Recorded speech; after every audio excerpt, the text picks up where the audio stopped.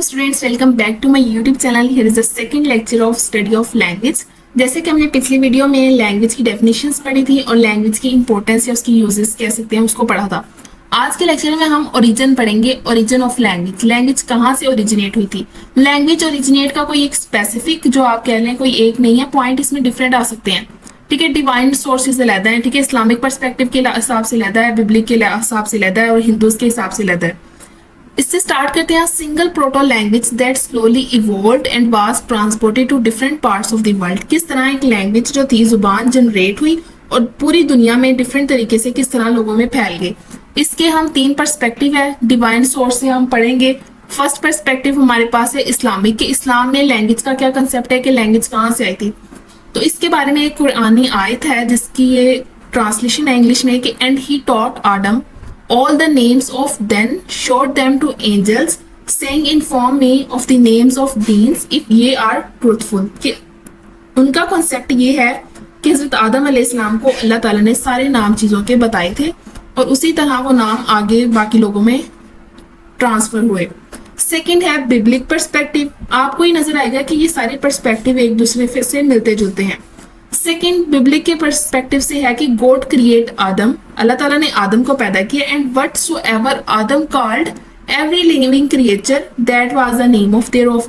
कि दुनिया में पहला आने वाला इंसान हजरत आदम अलैहिस्सलाम थे, तो जो चीजें उन्होंने जिस चीज को जो नाम दिया वो उसका वही नाम आगे आगे ट्रांसफर होता गया कि ये नाम उनके मुताबिक हजरत आदम ने दिए हैं चीजों को। थर्ड पे आ जाता है Hindus perspective. Language comes from goddess Saraswati who was the wife of Brahma creator of the universe. तो हिंदूज के पर्सपेक्टिव के हिसाब से गॉडेस सरस्वती जो है कहते हैं कि वो क्रिएटर ऑफ द यूनिवर्स है और लैंग्वेज भी उसी की तरफ से आई है, उसी ने लैंग्वेज ट्रांसफर किया आगे। नेक्स्ट हमारे पास कुछ लैंग्वेज की थ्योरीज आ जाती हैं जिनको हम साउंड थ्योरी भी कह सकते हैं। फर्स्ट थ्योरी हमारे पास है natural sound theory. Natural sound theory पढ़ने से पहले मैं आपको एक एक्सपेरिमेंट बताती हूँ। उन्होंने 2 न्यू बॉर्न बेबीज पे एक एक्सपेरिमेंट किया कि उनको जो है वो पैदा होते जंगल में छोड़ दिया। तो जब पहले तो ये चैलेंज था 15 डेज का कि 15 डेज के बाद उन्हें देखा जाएगा कि वो किस तरह की लैंग्वेज या साउंड जो है वो प्रोड्यूस करते हैं। लेकिन 15 डेज का बच्चा चूंकि नहीं बोल सकता तो ये प्रोसेस जो था वो 2 ईयर्स तक चला गया, क्योंकि 2 ईयर्स के बाद जो है वो बच्चे कुछ वर्ड जो है वो बोलना शुरू हो जाते हैं। तो 2 ईयर्स बाद उन्होंने ये चीज देखी कि बच्चे जो थे वो जंगल में रह के वहीं की लैंग्वेज, वहीं की साउंड जो थी, जैसे एनिमल्स जिस तरह बोल रहे थे वही साउंड्स प्रोड्यूस करने लगे थे। इससे ये प्रूव होता है कि इंसान जिस जगह पे रहता है उस तरह की लैंग्वेज या उस तरह की साउंड्स वो अडॉप्ट कर लेता है और उसी में बातें करना शुरू कर देता है। नेचुरल साउंड थ्योरी में ओनोमेटोपोइया का कंसेप्ट है जिसका आप डेफिनेशन लिख सकते हैं कि the naming of a thing or action by a vocal imitation of the sound associated with it such as buzz, hiss, means words that sounds like what they describe, like splash किसकी sound है, sound of word. mew, meow किसकी sound है, sound of a cat. moo, sound of a cow. उन words की sounds भी इसी तरह लगती है जिस तरह वो डिस्क्राइब किए गए होते हैं। इसमें सेकेंड डेफिनेशन ओनोमेटोपोइया की है कि a process of creating a word that phonetically imitate, resemble or suggest the sound that it describe. Such words also called onomatopoeia includes animals noise such as oink, meow, roar, chirp. इसके अलावा second concept है Hebrew का। Hebrew क्या होता है, language comes from animals.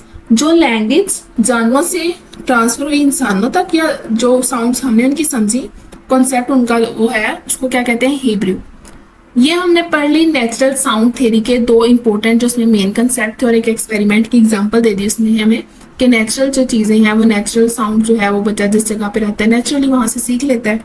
अब second हमारे पास theory है oral gesture theory. Oral gesture theory linked between physical gestures and orally produced sound. अगर मैं पढ़ा रही हूँ, मेरे मुंह से जो अल्फाज निकल रहे हैं उन अल्फाज का कनेक्शन मेरे जो हाथों के कैले जेस्चर्स हैं, मैं हाथों के इशारे से हाथों को ऊपर नीचे हिलाते हुए बात कर रही हूँ, उनका जो आपस में लिंक है ओरल जेस्टर। यानी ओरल जो है वो मुंह से आपके प्रोड्यूस होने वाली वोकल साउंड्स और जेस्टर वो इशारे जो आप हाथ से कर रहे हैं उनका लिंक जो है। For example movement of tongue when saying good bye resemble movement of missing of hand.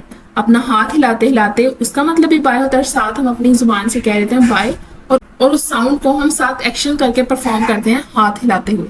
ये थे हमारे पास ओरल जेस्चर थ्योरी, बहुत आसान। थर्ड पे हमारे पास है physiological adaptation theory.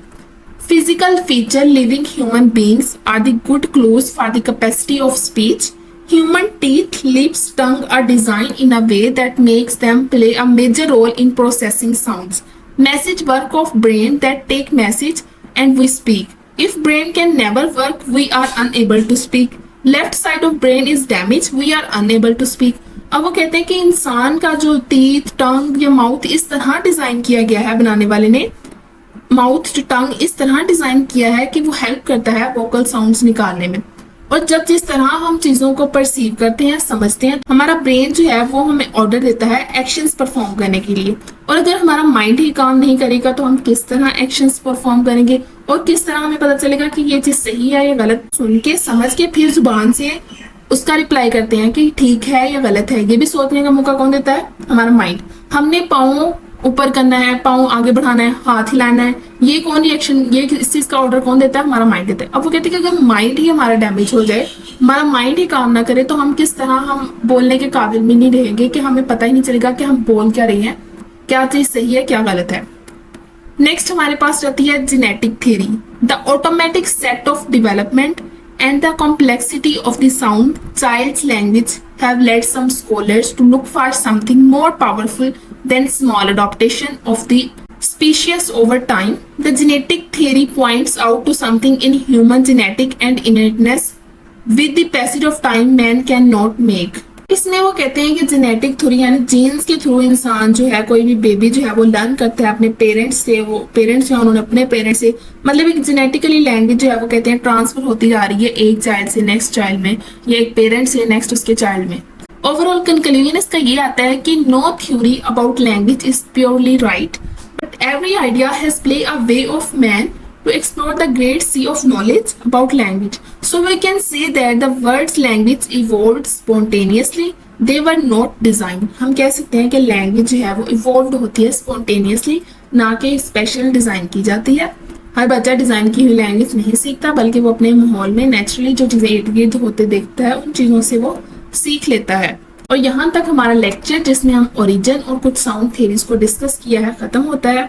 Next chapter number 2 के लेक्चर्स लेने के लिए मेरे चैनल को सब्सक्राइब कर दें। कमेंट बॉक्स में लाजमी बताइएगा कि आपको वीडियो कैसी लगी और वीडियो को लाइक भी कर दिया करें। फिर मिलते हैं नेक्स्ट किसी अच्छी सी वीडियो में, तब तक के लिए अपना बहुत ख्याल रखिएगा। अल्लाह हाफिज।